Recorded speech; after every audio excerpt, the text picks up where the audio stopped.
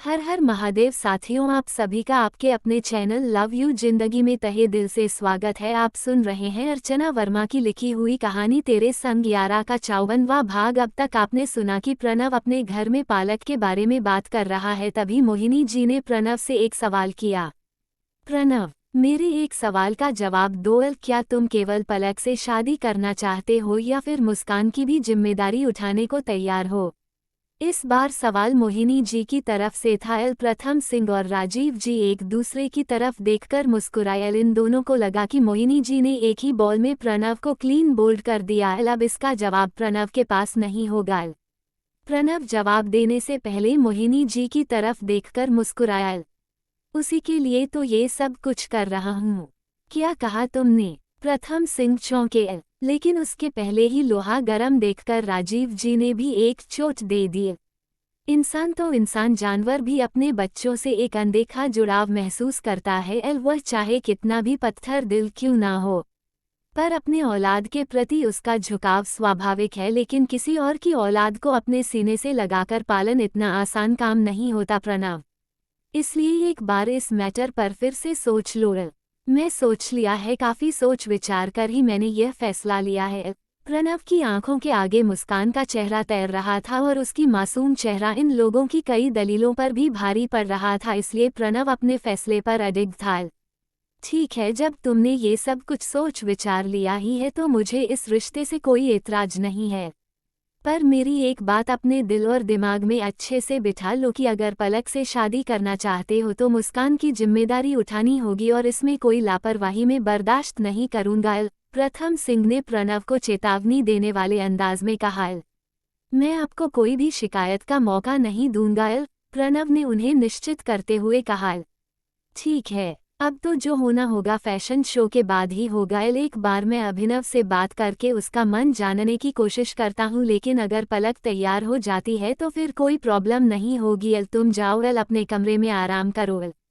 रात भर हॉस्पिटल में रहे हो, वहाँ तो चैन से सो नहीं पाए होंगे। प्रथम सिंह ने प्रणव के कंधे पर हाथ रखते हुए कहा। प्रणव ने एक विनिंगफुल मुस्कुराहट उनके ऊपर डाली और उठकर खड़ा हो गया। प्रथम सिंह भी मुस्कुरा दिए। इस तरह से मुझे देखने की जरूरत नहीं है। कोई जासूस नहीं छोड़े तुम्हारे पीछे। कल मीटिंग के लिए नहीं आए, ऊपर से पूरी रात गायब थे। तो मैंने पता लगाया था। बापू तुम्हारा चिंता होती है मुझे। पहले मैं नहीं समझता था डैड, पर अब मैं समझ रहा हूँ। प्रणव उनके गले लग गया। यू आर माई आइडियल, मैं आपके जैसा ही डैड बनना चाहता हूँ। प्रथम सिंह के गले लगे हुए प्रणव ने कहा। कोशिश करो, तुम मुझसे भी एक अच्छे पिता साबित हो जाओगे।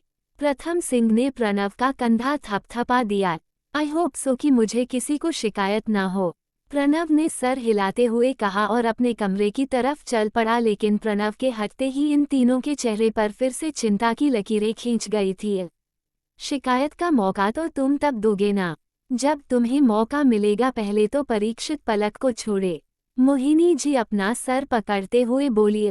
इस बात का तो मुझे ध्यान ही नहीं रहा कि अभी पलक का डिवोर्स नहीं हुआ है, राजीव जी बोले। मुझे तो यही समझ में नहीं आता कि आखिर अभिनव ने क्या सोचकर पलक की शादी परीक्षित से की थी। लड़की एक दिन में खुशी से नहीं रह सकी, मोहिनी जी बोली। उसे कुछ कहाँ पता था माँ, मुझे भी पता नहीं था। वह तो मैं बारात के दिन पहुंचा और परीक्षित को दूल्हे के रूप में देखकर हैरान रह गया था। मैं तो उसके बदले रूप को देखकर पहचान भी नहीं पाया था, लेकिन रजत अंकल और आंटी थे, इसलिए शक की कोई गुंजाइश नहीं थी। पर समय हाथ से निकल चुका था। रजत अंकल के चलते कुछ कहने लायक भी नहीं था। प्रथम सिंह बेहद अफसोस से बोले। वही तो अफसोस सबसे ज्यादा खाता है कि अगर हमने समय रहते अभिनव से कह दिया रहता कि परीक्षित कैसा लड़का है तो शायद अभिनव इस शादी के लिए तैयार नहीं होता। राजीव जी बेहद दुख से बोले। किसी से कुछ कहने और सुनने से कुछ नहीं होता। शादी ब्याह किस्मत की चीज है। जहाँ किस्मत लिखी होती है वहाँ सारे उद्यम फेल हो जाते हैं। अभी भी अगर हम लाख कोशिश करें कि पलक प्रणव की जिंदगी में नहीं आए, लेकिन अगर पलक को आना लिखा है तो वह आकर ही रहेगी, इसलिए खुद को दोष मत दीजिए। मोहिनी जी ने एक काफी गंभीर बात कहते हुए इस गंभीर बात को ही यहीं पर क्लोज कर दिया। अपने कमरे में आकर प्रणव काफी हद तक रिलैक्स हो गया था। अपने परिवार को वह जानता था। ये सही था कि इन लोगों को पलक को स्वीकारने में समय लगता, लेकिन जब तक ये पूरे दिल से स्वीकार नहीं लेते तब तक हाँ नहीं कहते। इन लोगों ने पूरी तरह से हाँ नहीं कहा था, लेकिन न भी नहीं कहा था। बेड पर आकर प्रणव आड़ा तिरछा लेट गया। उसने अपना फोन निकाला और उसमें मुस्कान की तस्वीर देखने लगा, जो कि कल रात मुस्कान के सोते समय उसने अपने साथ खींची थी। फिर उसके बाद आज सुबह भी कई एंगल्स में उसने अपने साथ मुस्कान की फोटो ली थी, जिसमें दोनों एक दूसरे को मुंह बनाकर चिढ़ाते हुए मौजूद थे। एक फोटो में पलक भी उन लोगों के साथ थी, जिसे जबरदस्ती मुस्कान ने खींच लिया था। माय परफेक्ट फैमिली फोटो को देखते हुए प्रणव के चेहरे का रंग खुशगवार होता जा रहा था। उसने अपना फोन अपने ऑफिस में लगा दिया। मिस्टर मलिक, मिस पलक कुछ दिनों के लिए ऑफिस नहीं आ सकेंगी, इसलिए आपको उनकी जगह पर संभालना होगा और मैं आपको कुछ फोटोग्राफ्स सेंड कर रहा हूँ। इनके प्रिंट आउट मुझे चाहिए, प्रणव ने मिस्टर मलिक से कहा और सारे फोटो उनके फोन पर भेज दिए।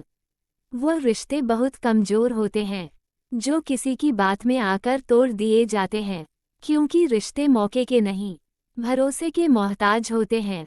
अब वही भरोसा मुझे है बनाना। मेरी जिंदगी का हासिल है तेरे संग यारा। क्या प्रणव अपने परिवार वालों के साथ साथ मुस्कान और पालक के दिल में वह भरोसा बनाने में कायम हो पाएगा? जानने के लिए बने रहे अगले भाग तक। तब तक के लिए वीडियो को लाइक और चैनल को सब्सक्राइब करना मत भूलिएगा। खुश रहिए, स्वस्थ रहिए, हंसाते रहिए, मुस्कुराते रहिए। कहानी अगर पसंद आती है तो इसे अपने दोस्तों के साथ फेसबुक और व्हाट्सएप पर भी शेयर कीजिए।